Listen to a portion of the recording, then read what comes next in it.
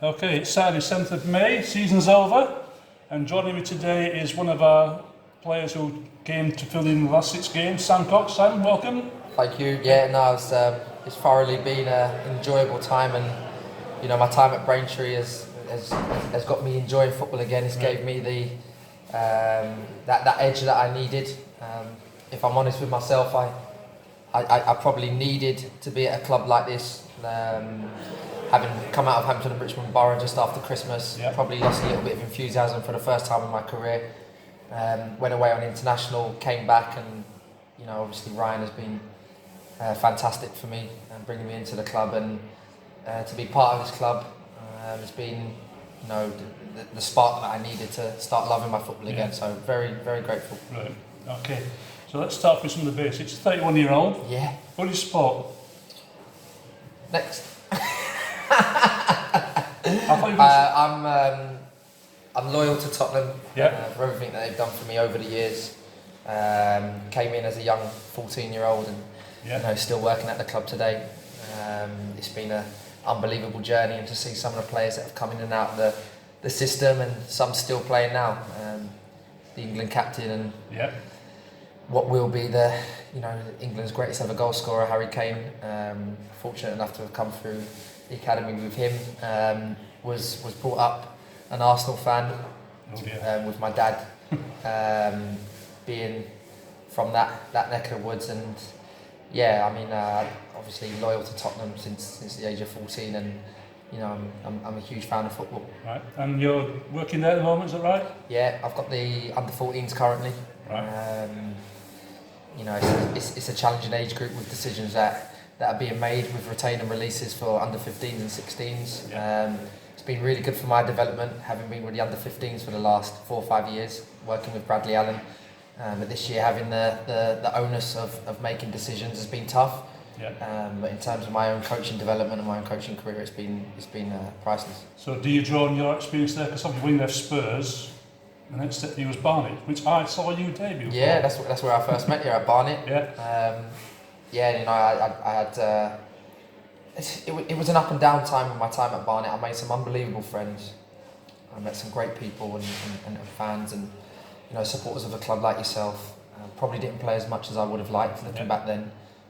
Coming out of the environment at Spurs, and then going into what was a relegation dogfight for 2 years. I think we had 6 managers in the space of 12 months during the first season. Mark Stimson brought me in, Fairclough took over, Martin Allen came in, Martin Allen left, Grazioli took over, Martin Allen came back, Laurie Sanchez. So it was a bit of a roller coaster, to be honest, but that is what can happen when you come out of an elite environment like Spurs, and then you're into the real world. And like I said, probably didn't play as many games as I would have liked. In hindsight, was it the right move for me at the time? Probably not, but I don't look back on anything with regret. So I've met some fantastic people along the journey, and I'm very grateful. So then I think, was your longest spell at Boreham Wood then, when you moved on? Yeah, after that, after a brief spell at Hayes and Yeading, and I went on loan at Boreham Wood, obviously, whilst I was at Barnet. And I had 5 really good years at Boreham Wood. Promoted to the National League, club captain, nearly 200 appearances. So I enjoyed a really successful spell at the club. Unfortunately, it didn't end the way I would have liked it to. Breakdown in relationships for whatever reasons may be, but again, very grateful for the experiences, and that promotion season to the National League was one that will sit in my memory for forever. Right. And before we even got into football, you're a bit of a cross-country runner. So tell me about that. I was talking to someone about this the other day at the club at Spurs, and that foundation of that athletic base that I had, and doing the long distance running and the cross countries when I was in my early teens, that's given me a foundation in my footballing career for sure, because a lot of my game is dependent on athleticism, getting about the pitch, and being fit, and you know, that definitely gave me a base and a foundation to go and have a professional career and earn a living out of the game. Yeah. So, Was there any chance that was going to, Athletic you were going to go down? if I'm honest with you, the athletics was something that I used to get hugely nervous for. I don't think you know, dealing with those nerves, it's individual based. So football, you've got, you know, 10 other men on the pitch that are going to support you.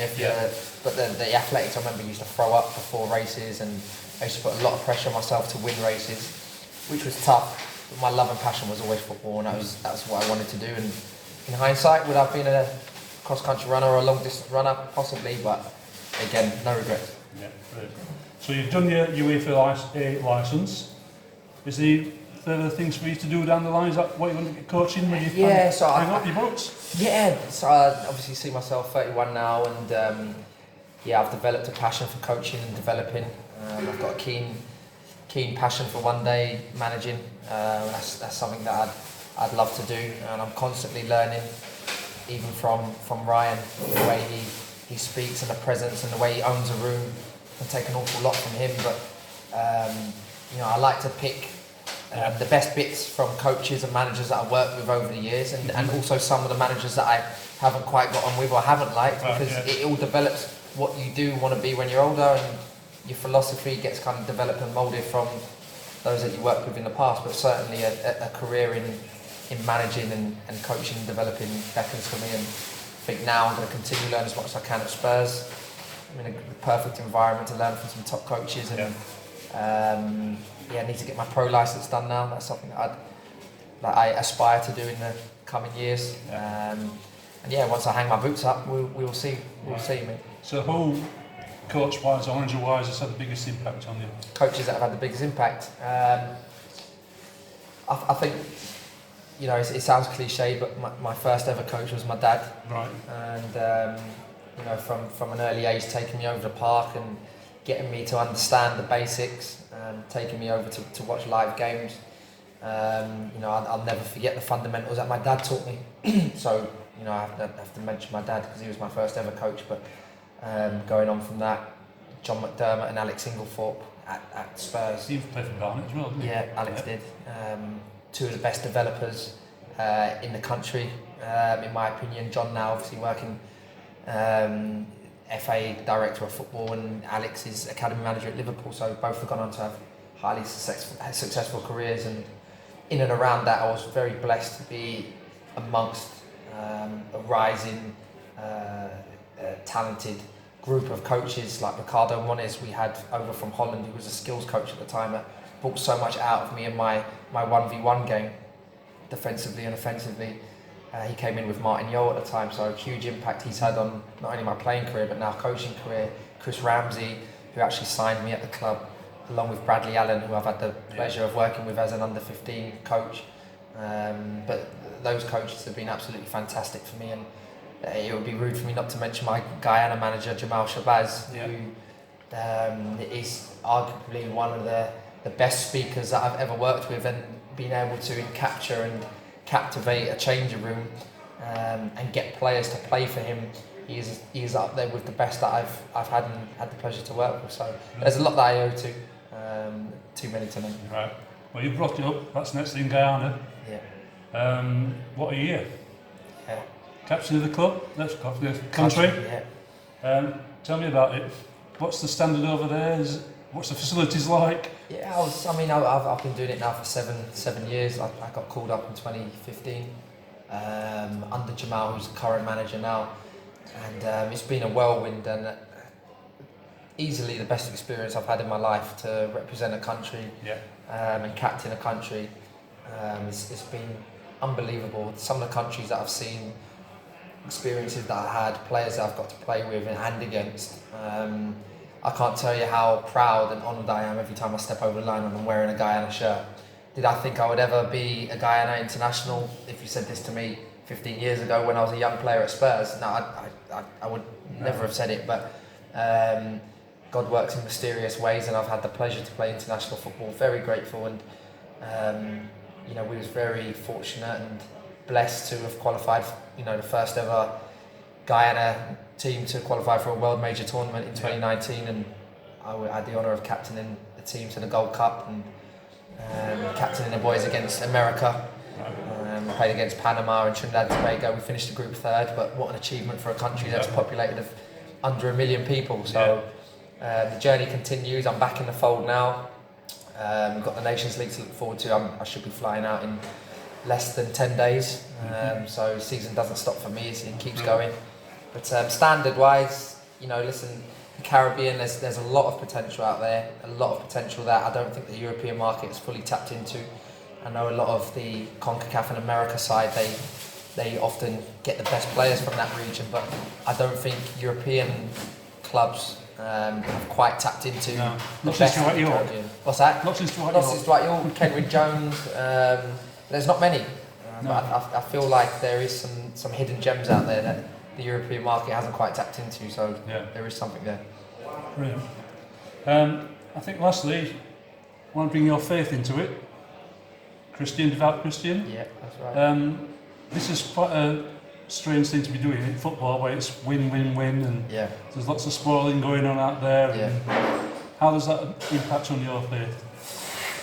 My faith has been everything for me. From a scholar at Spurs, I was introduced to a player called John Bostock, who was brought in from Crystal Palace for a lot of money at the time, and John was a devout Christian.